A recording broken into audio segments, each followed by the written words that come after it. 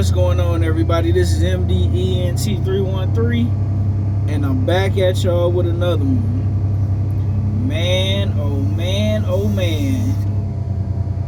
You talking about when it rains, it pours. What am I talking about? Well, I'm glad you asked. Myles Garrett is requesting a trade from the Cleveland Browns. Now, mind you, the Cleveland Browns already lost a phenomenal pass rusher, edge rusher, in which we got in Zadarius Smith to help out with our defensive line. But let me tell you something. Whoever get Myles Garrett is going to get a top 3 to 5 defensive player for the next 4 to 5 years. And man, as much as I love Zadarius Smith, and I know he's going to be phenomenal next to Aiden Hutchinson, but my God, if we could somehow get Myles Garrett to my Detroit Lions, I will be the happiest man on planet Earth. Please, Detroit Lions, is it anything you can do to get Myles Garrett? You talking about a guy, we already got a potential top 5 defensive edge in Aiden Hutchinson. Aiden Hutchinson was well on his way to becoming the Defensive Player of the Year had he not got injured. And we would be in the Super Bowl had Aiden Hutchinson never got injured, along with Malcolm Rodriguez, along with, Alexander Anzalone. Anzalone ended up coming back toward the end of the season. Some of our cornerbacks, some of our defensive line, guys like Akeem McNeil, man. But if we can get Myles Garrett, that would be enough to take our defense over the top.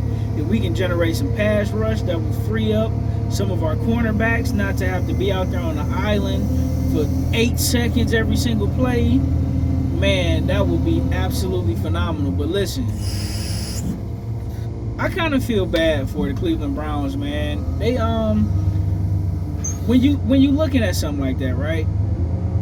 And you see a team that has so much promise, a team that was, when you talking about teams that's only a quarterback away from winning the Super Bowl, that was the Cleveland Browns. They had a great running back in Nick Chubb. Unfortunately, Nick Chubb suffered that brutal ACL and MCL injury against the Pittsburgh Steelers, not this past season, but the season prior. You're talking about they had Amari Cooper. You got Nick Chubb, Amari Cooper, a solid offensive line. You just didn't have a quarterback. And then when you look on the defensive end, on the defensive side, you got Joe Hayden, one of the best cornerbacks in the game, non-negotiable. You had Myles Garrett, Zadarius Smith, a solid defensive line, linebackers flying all over the place. I mean, everything was right there for the Cleveland Browns. So what they decided, and they had Baker Mayfield. Oh my God. So listen, they traded Baker Mayfield because they said Baker Mayfield wasn't enough to get it done.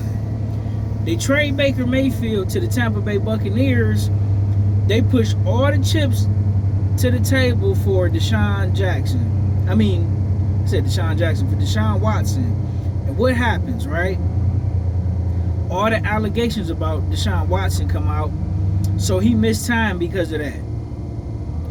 Then he finally come back, and Deshaun Watson is completely underperforming to a level I had never seen before. And it make you wonder.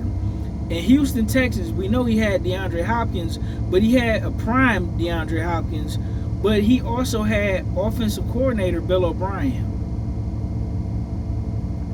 or head coach Bill O'Brien, who used to be an offensive coordinator.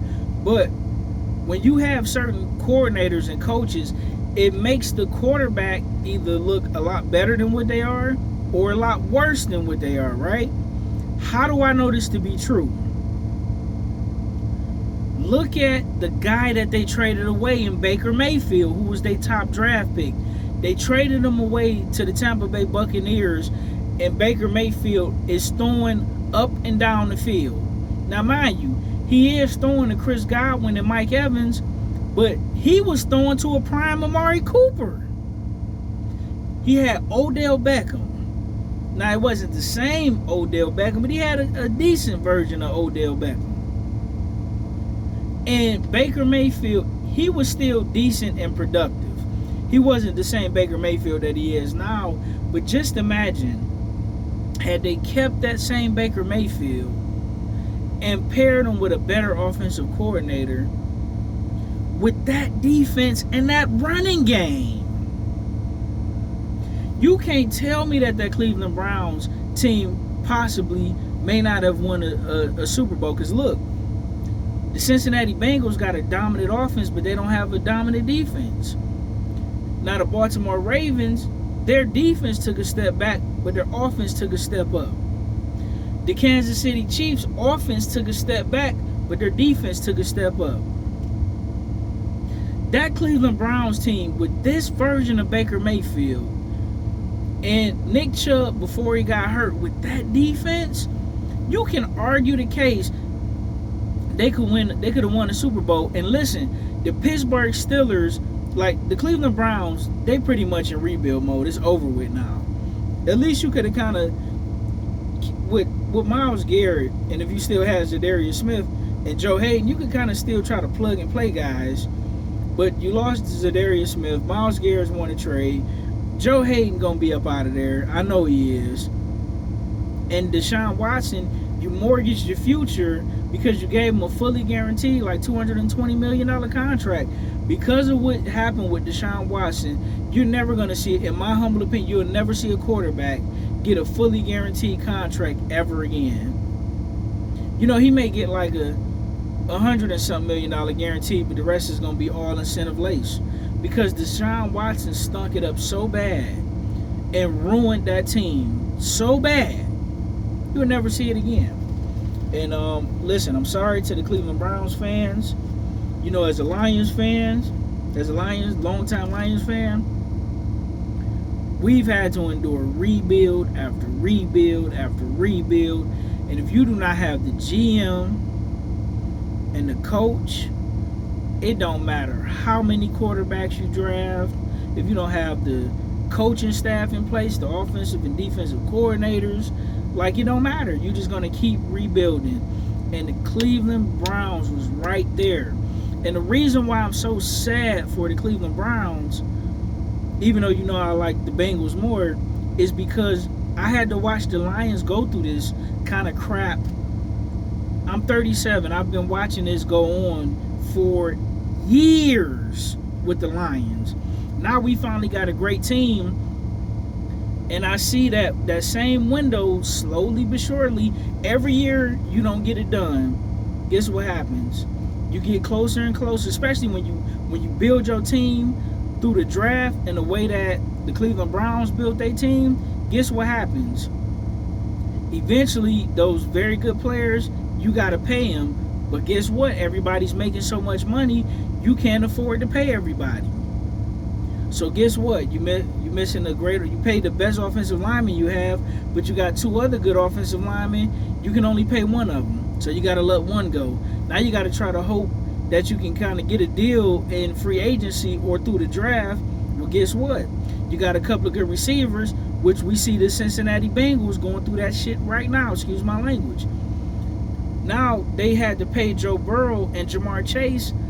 Can they pay T. Higgins? And if they pay T. Higgins, at what cost to your other players? Because they got a phenomenal defensive end in Trey Henderson that they got to pay as well.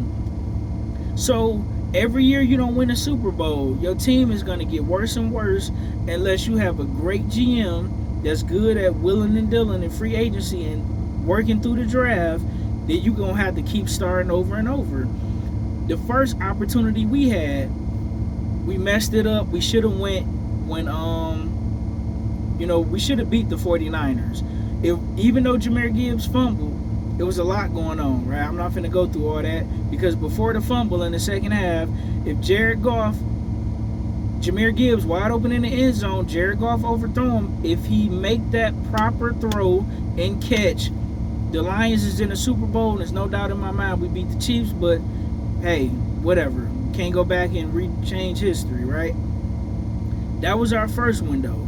Our second window was this year. Guess what? We suffered a lot of injuries. Bam, that's 2 seasons. We got 2 more seasons to get it done. But guess what? We don't have our offensive and our defensive coordinator. We promoted our linebackers coach, and I don't even know who the hell our offensive coordinator is going to be. So this year might be a lost cause. So we're going to have to get it done by the 4th year, or we're going to have to start all the way back over. Or we're going to have to keep doing the plug and play like the Pittsburgh Steelers, like the Cleveland Browns had to do, like the Cincinnati Bengals. I mean, to the degree the Chiefs have been able to do it, but because they got an elite level coach and coaching staff, they've been successful doing it through the draft. But how many, teams can do that? Most teams can't do that. Philadelphia is one of those teams. Pittsburgh is a quarterback away. Right? Cincinnati got the quarterback, but their defense is in shambles.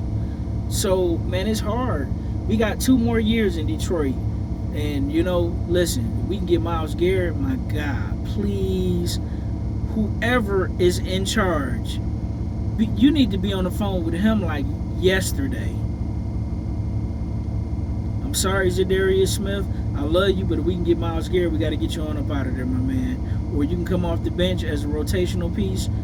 But, man, you don't get opportunities like this come through very often. Let me know what you guys think in the comment section. Who do you think that Myles Garrett should go to versus where do you think he will go to?